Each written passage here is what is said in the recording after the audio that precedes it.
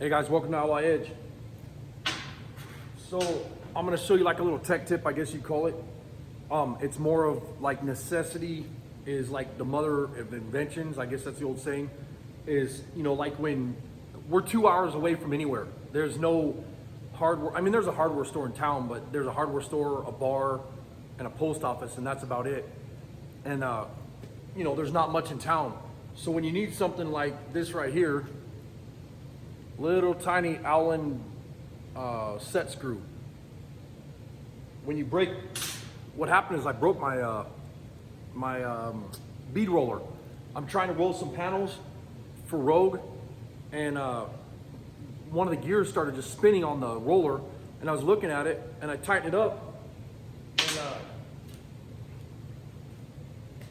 and then when I took the little set screw and I put the Allen key in there, Allen wrench in there, and you can see it just spinning.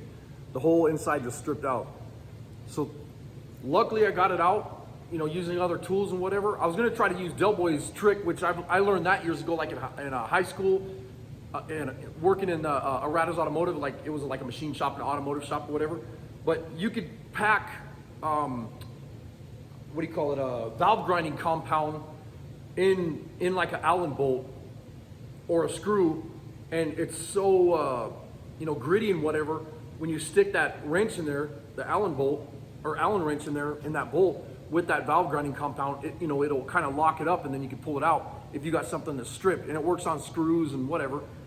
And you know, there's other little tricks, but like I said, you know, necessity, you know, meaning like if you need something really bad and you want to do something bad enough, you can make anything work. I don't care what it is. You know, I've seen stuff, not to ramble on, but like I've seen stuff that's just been crazy. I worked in a prison in California. I was working for a construction company, which is kind of a funny story because I called my mom from prison, and she's like, "Why are you calling me from a prison?" It was hella funny. She didn't think it was funny, but I was busting up laughing because I was at work. But these guys, we put up inside the prison, the construction company that I was working for, we put these big panels up on the ceiling, and they said, yeah, these are impenetrable. You cannot get through these. You'll never be able to break out of them. The prisoners won't be able to get out of them or nothing like that. And my boss got a call 2 weeks later. They actually took where the rivets were inside on the panels. The guys, I mean, because they got nothing better to do, so they could sit there and think about stuff. They took dental floss and cut all the rivets off and crashed the whole ceiling down on top of them, and then escaped out of the prison, I guess. So I was like, wow. Well, those little things you remember as you're growing up, not that I grew up, but as you're getting older, you know, you gotta take and make stuff out of nothing sometimes. And like I said, we're 2 hours in the middle of nowhere, and I broke my, man, I can never remember what this is called. My bead roller. I broke my bead roller this morning. I actually had one of those little nuts strip out the other day, and I was like, you know, I'll fix it whenever. Well, I could have picked these set screws up a million times, just forgot about them when I was in town a couple times. And being that I'm 2 hours away from anything, I'm like, oh, I'll do it next time. I'll do it next time. Well, this morning, the second one stripped out. And there's like 10 of those set screws on the gears. And then there's another one right here in a collar. And there's a set screw that goes around that shaft, and the shaft has like a flat spot, and the set screw tightens against that. And then you could adjust the shaft back and forth, and then you set the collars where you want them, and then you tighten them up, and also with the gears. So long story short, I don't want this to be a long video, but I'll show you a quick tech tip. And I know a lot of guys know this trick, this tip or whatever. So it's not a big deal if you don't.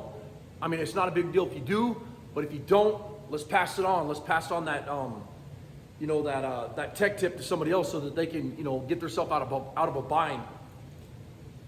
So what I want to do is I'll get the camera set up over by the vise, and I'll turn the camera back on in a second. So what I did is, first off, I put this machinist vise inside my vise, and I want to thank Matt Stewart for making these. These are badass. I mean, that way, you know, for instance, like this, I'd never put this in the vise, or I'd try not to without, you know, tightening it too much. But with this, I could tighten it down nice and snug with these covers that he made, these protectors for the jaws, vise protectors, whatever. Anyways, thanks, Matt Stewart. That's badass, bro. Appreciate it. Using the hell out of these. So I have this old machinist vise that I did a video on a while back. I did a restoration on it, or kind of a half-ass cleanup restoration, whatever. But then I also found at a swap meet or something like that, I found this old, these V-blocks. And then you see the holder right here, and this tightens against the bolt. Well, what I did is I took a metric bolt, excuse me. I took a metric bolt and I found the one with the correct thread pitch for that collar. And it's also the same as the ones for the gears. And I took this V-block, and you know, there's numerous ways you can do this, but if you have the tools to do it, go for it. But I took this old metric bolt, stuck it in there like that, clamped it down, and I cut the head of it off. Here's the head right here. And then what I did is I cut, I think it was 3/8 of an inch off this side here with the threads.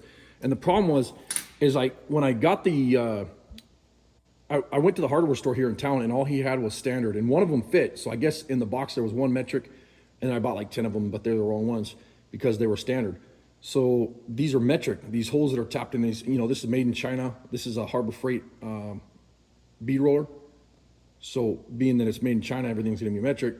So what I did is I said, well, I gotta, you know, I'm not gonna drive all the way 2 hours there and 2 hours back to go get some, you know, at a hardware store to go grab some of those set screws. So what I did is I cut this off the end of this bolt, and then I put it in these clamps here, and I just put a notch in it with a grinder. And all I did was just cut it in there with a grinder with one of these slitter discs, whatever you guys want to call them. I just call them cut-off discs, whatever. And then that way, now I have, it's kind of hard to do with one hand. But anyways, I have a set screw. Let me set the tripod back up.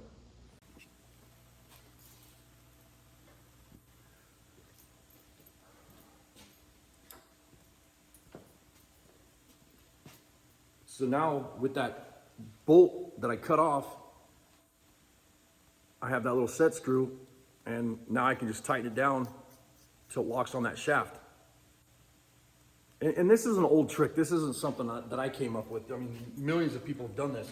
But I figured if there's somebody on the internet that doesn't know how to do this, it's cool to learn new tricks. And I figured it'd be a nice little tech tip. I was doing this, and I figured I'd throw the camera on and show you guys what I was doing. So now I got my bead roller fixed. And even if I want to do this as temporary, I could take these back out and get new ones when I'm in town one day. But knowing me, I'll forget, and I'm gonna go ahead and just do it this way. And then now I know there's brand new bolts in here, so they're not gonna strip out. And then the other thing is it's gonna be a little bit harder to strip this out than it is an Allen bolt. And this one, I just wanted to see if it would work. This one's not even cut in the center, but it still works great. But I'm gonna go ahead and do the rest of them. I'll do about 5 more today, and I'll get the collars and the gears fixed so that they work. And then that way, because I have plenty of these old bolts, and that's why I save everything. These old metric Allen bolts, I've never used them on anything. I mean, who the hell even knows what they're for, you know? But I've had cars in here where I've worked on before and dug through my bolt bins. I have everything really organized, you know, in bolt bins and everything. And these were in my Allen bolt drawer. And I dug these out, and, you know, in the past, I've, you know, used them on cars and stuff, you know, when I needed an Allen bolt. But today, when I needed this metric thread, well, nobody here in town has this stuff. So it would have cost me a 4-hour trip, 2 hours there, 2 hours back. Well, time is money, and it just took me 10 minutes, 15 minutes, whatever it was. I'll be done in another 10 or 15 minutes, and I'll have my bead roller going, and I'll be rolling a panel. So just like that, you know, use what you got. That's one of the things we always say in the shop is making it work, you know, because being in the middle of nowhere, sometimes you just got to make it work. You don't have a choice. Anyways, I appreciate you guys watching. Please hit the subscribe button, and we'll see you in the next video. Later.